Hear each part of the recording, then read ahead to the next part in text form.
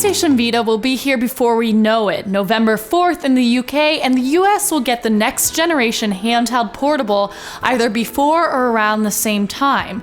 Aside from impressive new graphics and features, the makers of the Vita and Sony looked back at their PSP, what they did right, what they did wrong, and what they could improve upon for this next gen console.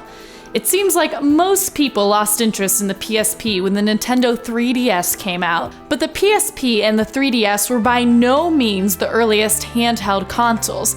Handheld gaming dates back to 1977 with Mattel's handheld electronic game Auto Race, though this was not a handheld portable in the traditional sense because it featured only one game.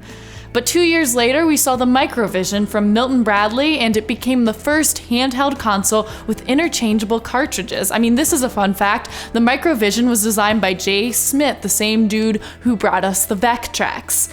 The handheld multi-game console became famous. It appeared in the film Friday the 13th, Part 2.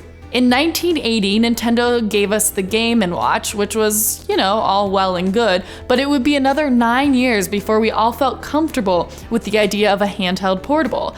That year, we were given the iconic gray hunk of plastic with its memorable red B&A buttons. That's right, 1989 marked the release of the Game Boy. This 8-bit wonder sold over 30 million copies of its most popular game, Tetris.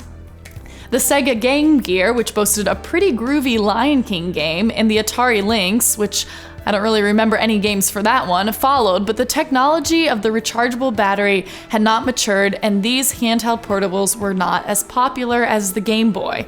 Let's enter the 90s. We saw some other not as memorable handhelds, and the Game Boy held its own until its successor in 1998. The Game Boy Color's processor was twice as fast as its predecessors and boasted twice as much memory and a slick, new, colorful design. In the 2000s, we saw the Game Boy Advance, and we didn't see the Nintendo DS until 2004, right before we saw the release of the PSP.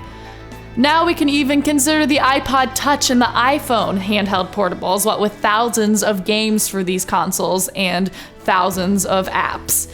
And last year, we got, of course, the 3DS. I mean, do you think the PlayStation Vita is going to completely blow the 3DS out of the water, or do you think it's just going to be the PSP 2.0, only slightly improved?